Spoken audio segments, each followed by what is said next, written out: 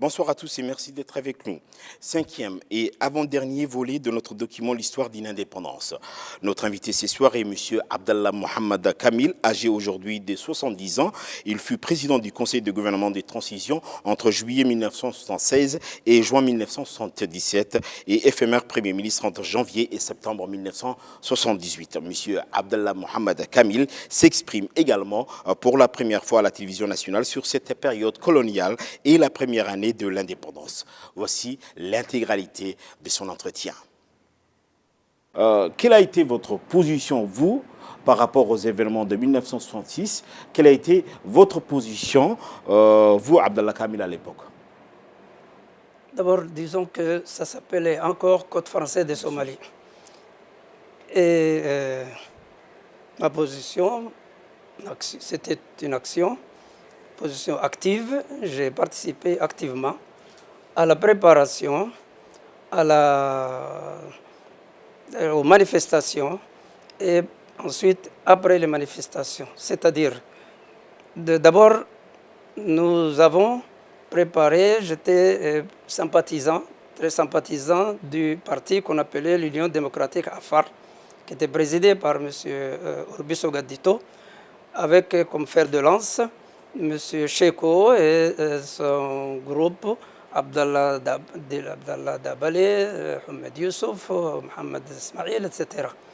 Et là, nous avons dit qu'il va falloir démontrer que nous ne sommes pas contents. Et nous avons pris une décision disant, bon, maintenant, ça sera pour l'indépendance. Nous allons demander l'indépendance. Et une fois entre nous arrêtés, nous avons fait appel à nos frères concitoyens somaliens pour leur dire voilà notre position. Et nous avons fait appel à M. Moussa Ahmed Idriss, qui était député élu par les moyens de la PMP, Parti du mouvement populaire. Et donc Moussa Ahmed est venu avec un certain qui s'appelait Mohamed Abdi Di Chodenana et avec une troisième personne. Il est venu, nous l'avons reçu dans la maison de M. Cheko, à l'autre bout de l'avenue 13. Et nous lui avons expliqué que voilà, nous sommes là. Et naturellement, eux, de leur côté, s'étaient déjà préparés.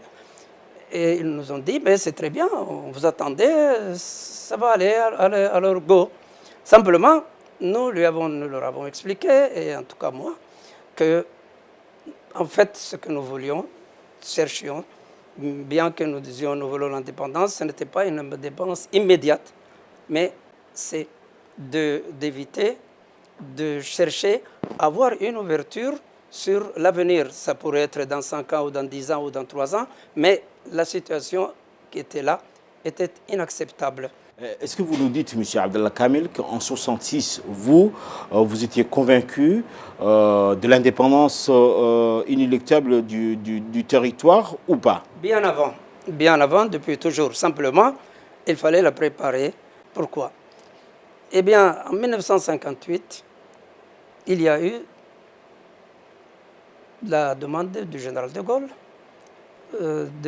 à toutes les colonies françaises, voulez-vous rester avec nous dans ce qu'il a appelé ce que sera l'Union française ou vous voulez partir? Et à Djibouti, ceux qui ont dit nous voulons rester avec la France ont été les plus nombreux. En 1962, j'étais étudiant à Paris. Il y a eu une délégation composée de M. Absi Bouh, président du PMP, et de M. Urbiso Gaddito, président de l'UDA. Ils sont venus demander à la France une simple ouverture. je crois qu'il disait un statut évolué, évolutif et évolué. Évolué et évolutif. Niet. Monsieur le sénateur Mohamed Kamel, le député Hassan Gouled, à peu près à la même époque, ont essayé aussi d'obtenir une certaine ouverture. Refus. Et en plus, il y a un bruit qui courait qui disait qu'à partir de 1968, vous risquez devenir un département de français et non plus un territoire, ni une colonie. Alors là, ça, naturellement, tout ceci on fait. Et la situation locale, sur le plan local, il y avait le gouvernement de M. Ali Aref et il y avait une très forte opposition de la population. S'y est ajoutée une motion de censure présentée par les députés, on disait les conseillers, motion de censure, qui a été rejetée par le gouverneur. Situation déjà, je dirais, de pré-révolte.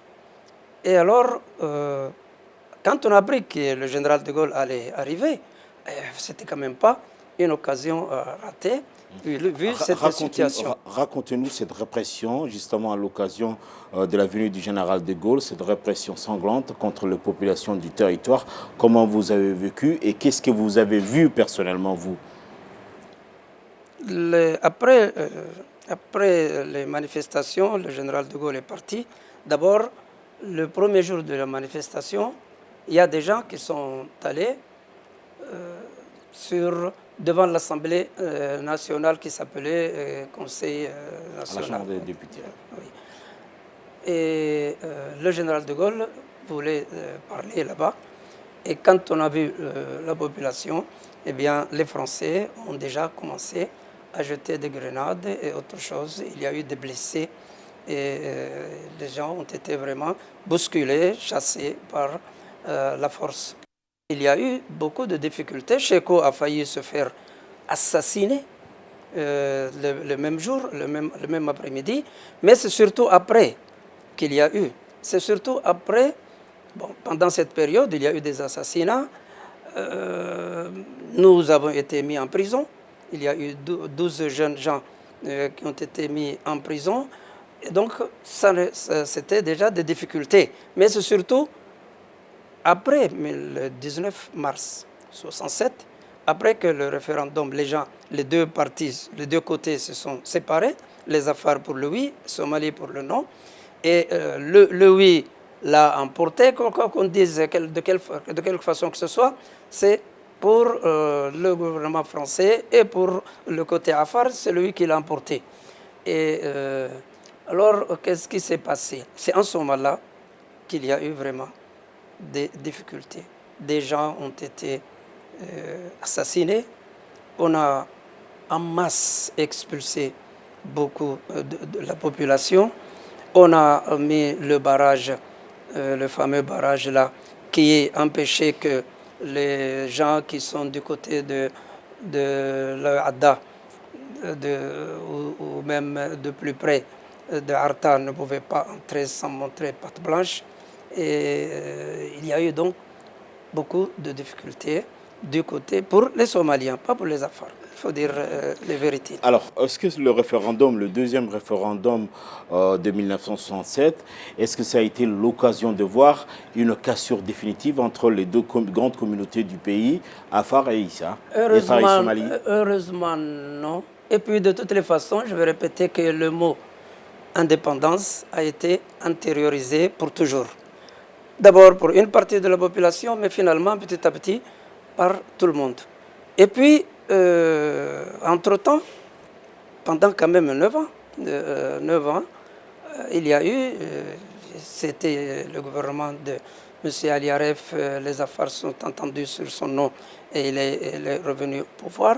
En 1968, moi-même, j'ai présenté une liste, mais ça, je crois qu'il faut que je passe rapidement là-dessus, une liste contre la liste de M. Ali Aref. Nous avons perdu les élections, mais en fait, nous l'avons gagné parce que le Conseil d'État a cassé ces élections. Alors, à part ça, les choses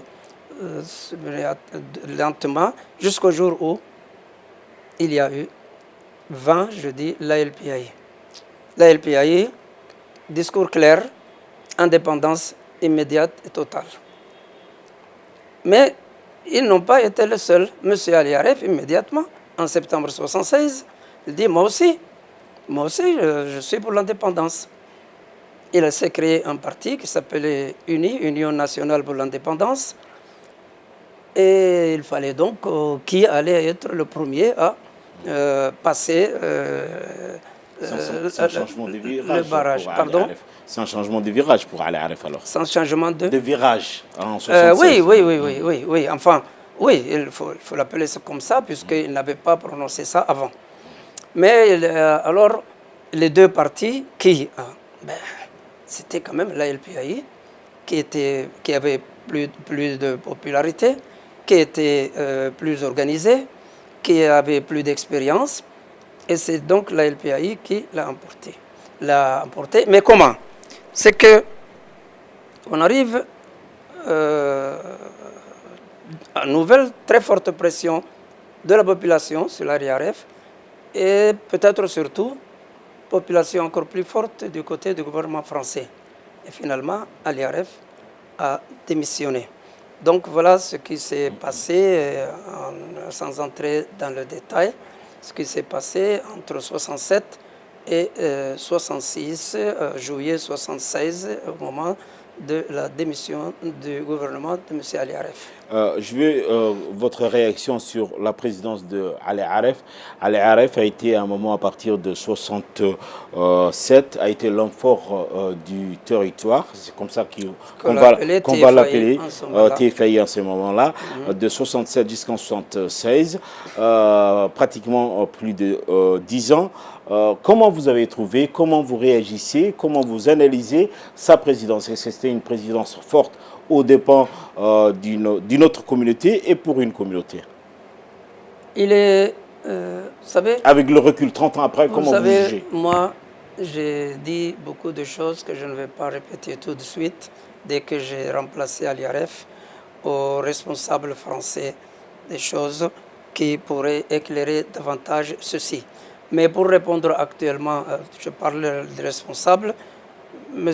Dornano, ici, qui m'a interrogé. Ensuite, quand j'étais nommé président du Conseil de gouvernement, M. Stirn et M. Giscard d'Estaing. Tous ces gens-là, j'ai bien expliqué de quoi il s'agissait et comment il fallait calmer la situation.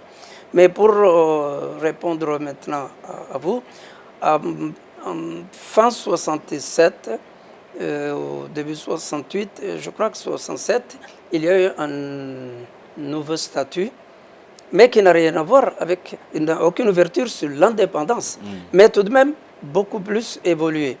Et donc, M. Ali Aref n'était plus vice-président du gouvernement, mais chef de gouvernement, président du conseil de gouvernement. C'est donc qu'il avait beaucoup de pouvoir sur le plan local. Le pouvoir régalien ou le pouvoir ce n'était pas à lui, il n'était pas chez lui, la sécurité, mais sur le plan intérieur, il avait beaucoup de pouvoir et il avait quand même un appui très solide à Paris. En ce qui me concerne, je disais tout à l'heure qu'en 68, j'ai refusé, j'ai présenté une liste de 12 membres, de 20 membres, je crois, entre la liste commune entre Obok et Tadjoura. Bon, nous avons perdu, selon les résultats du soir de l'élection, c'est en novembre 68, mais je n'ai pas baissé les bras. Le juge administratif à Djibouti m'a refusé, mais le juge à Paris, le Conseil d'État, a cassé, début 72, ces élections. Et entre-temps, moi, fautif, M. Ali Aref a estimé que je n'avais pas ma place à côté de lui.